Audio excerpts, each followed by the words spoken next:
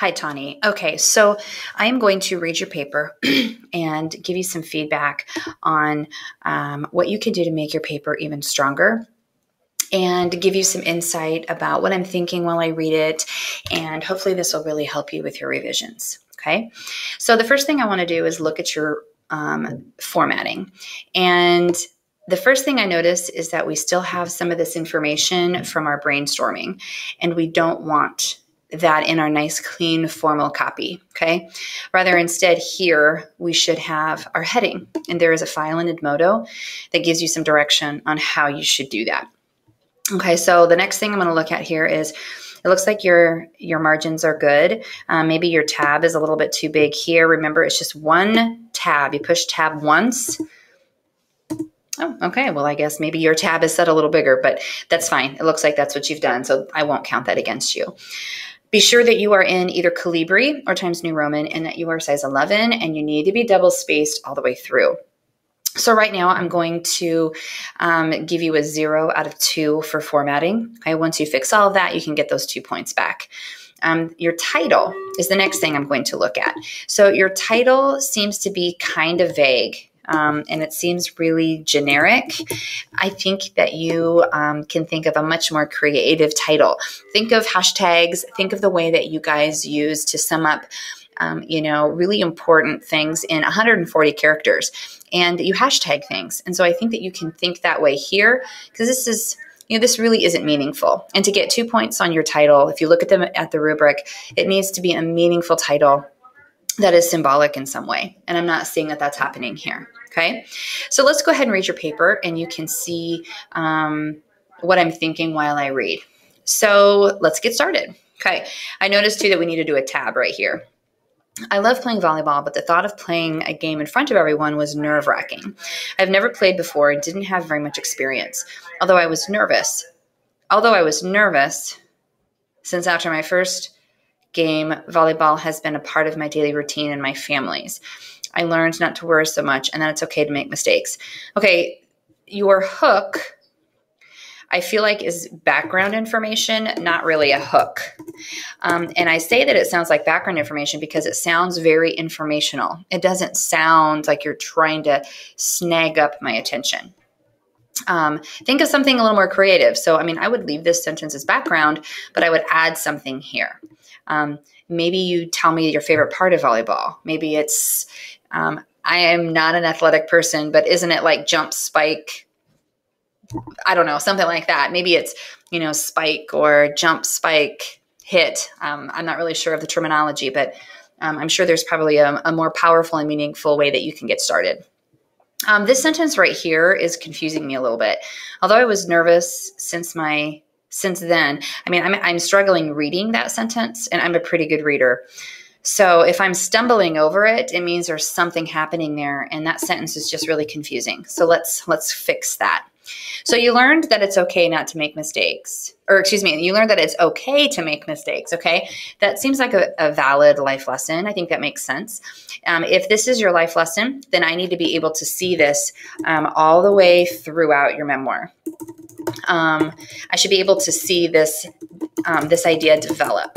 So that means that you'll have lots of examples throughout the paper of when you've made mistakes and how it was okay. Okay, so that's what I should see if that's truly what your life lesson is. It all started when I went to volleyball practice. We were waiting for the game to start.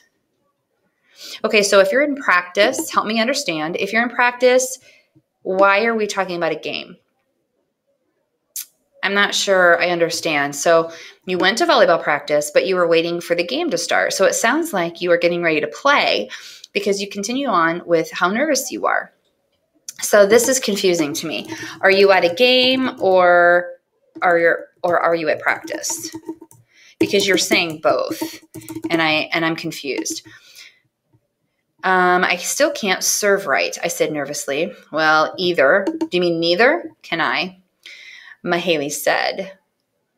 You'll be fine. Okay, so is this what Mahaley said? If that's what Mahaley said, then this should be a comma, not a period. Otherwise, you're saying, well, either can I. Mahaley said, you'll be fine. I can't either. And maybe that's what you mean. But then I see that you have a said Libby. So this is what this sounds like by punctuation. We were all waiting for the game to start and talking about how nervous we were. I still can't serve right, I said nervously. Well, either can I. Mahaley said, you'll be fine. I can't either, said Libby. We were still talking. Do you see how that doesn't fit? And that's all because of punctuation. So let's fix that punctuation, okay? We were still talking when Mrs. Jordan said that we could practice passing and setting. So we got up and made our way to the net. So you are at practice, okay? Then maybe we need to clarify what you mean by this. And it started to practice on the other side of the gym. Who are we playing against? I asked, confused. Taylor answered, comma, Ankeny, I think.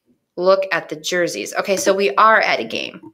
So now I'm confused again. So I still have this question right here. Are you at a game or are you at practice? Then out of nowhere, the timer went off and I became nervous again as we made our way to the bleachers. Okay, so I'm not seeing any reflection here. I'm not seeing how you've made mistakes and you've learned from them. So that's what your reflection should include, okay? I'm not seeing that. Oh my goodness, I can't type and talk. There we go. So be sure that you include that. Teams A and C played first, so the B and D team had about an hour to just sit around and watch. Even though an hour seems like a long time, it went by too fast. Okay, this is really good. This is really organized. I can tell what's going on. I feel like you've really cleared up my questions. So if we can go back and write in the same way you wrote this is great. This is a good transition into your paragraph. Before I knew it, this is a great transition too. We should put a comma after that. I was already up on the court and the game had started. Very good. I didn't know then that I had nothing to be worried about. Excellent reflection. That is great, Tawni. That is perfect. Suddenly, comma, it was my turn to serve, so I nervously walked to the serving line and hit the ball with a loud smack. Good sensory detail. Sideways. Okay, that's great. I love how you punctuated that. That's really great. I felt so embarrassed until I saw others serve even worse than me. Okay. I would love to see some more sensory details here. Show me that you were embarrassed rather than telling me. Even though some people couldn't serve well on my team, comma, we were still winning the game so far. It was the other team's serve, and I was up at the net.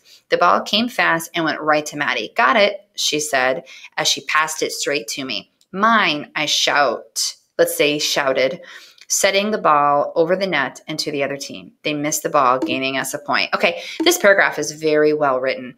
I love that you have that reflection in there. I would love to have some more sensory details, have some emotions in there, and maybe some perspective, not perception.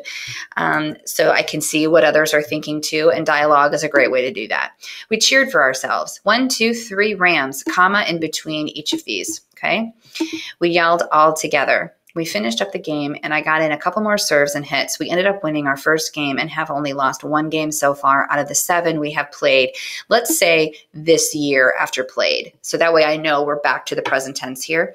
When the buzzer went off, is this back at the first game? When the buzzer went off, we cheered and jumped up and down, yelling, big, bold, black, and let's go Rams. Okay, comma here. I couldn't believe that we had won. At first, I was so nervous, but during the game, I realized that other people were making mistakes too. Very good. To show good sportsmanship, we went to the net and walked by our opponents, giving them high fives and telling them good game. This is another well-written paragraph, Tawni. Again, I'd love to see some more sensory details. Now that you have the organization really worked out, you have great dialogue in here, I'd love to see some emotions and some sensory details. I realized that I had nothing to worry about and that nobody on the team was perfect. I learned that if I could go back and do it again, and I would be less nervous about playing, and that winning can make someone feel confident. Okay. I would be less nervous about playing. And right here, let's kind of switch this up a little bit because it's just a little bit confusing. I'd be less nervous about playing and maybe something like, and more worried about having fun. I realized that winning makes me feel more confident or something like that. Okay, so that's just a little confusing. Okay, good job, Tawni. Just work on revising your paper and look at your rubric for more information. Nice work.